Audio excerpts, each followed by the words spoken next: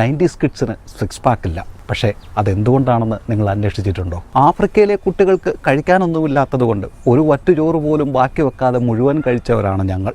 ആഫ്രിക്കയിൽ ഇന്നും പട്ടിണി നിലനിൽക്കുന്നതുകൊണ്ട് ആ ദാനധർമ്മം ഞങ്ങൾ ഇന്നും പിന്തുടരുന്നു. മറ്റ് രാജ്യങ്ങളിലെ കുട്ടികൾ പല ന്യൂട്രീഷനു വേണ്ടി പല ഫ്രൂട്ട്സുകൾ കഴിച്ചപ്പോൾ കൊല പഴുത്തു എന്നൊറ്റ കാരണം കൊണ്ട് രാവിലെയും ഉച്ചയ്ക്കും വൈകിട്ടും വാഴപ്പഴം കഴിക്കേണ്ടി വന്നവരാണ് ഞങ്ങൾ.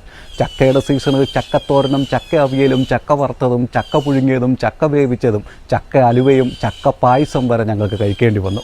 മാങ്ങയുടെ സീസണിൽ തുടർച്ചയായി മാങ്ങയും കപ്പയുടെ സീസണിൽ തുടർച്ചയായും കപ്പയും കഴിക്കേണ്ടി വന്നു.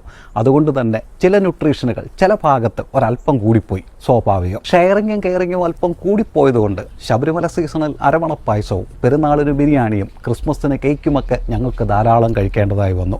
ശരീരത്തെക്കാൾ കൂടുതൽ സൗഹൃദത്തിന് വില കൽപ്പിച്ചവർ.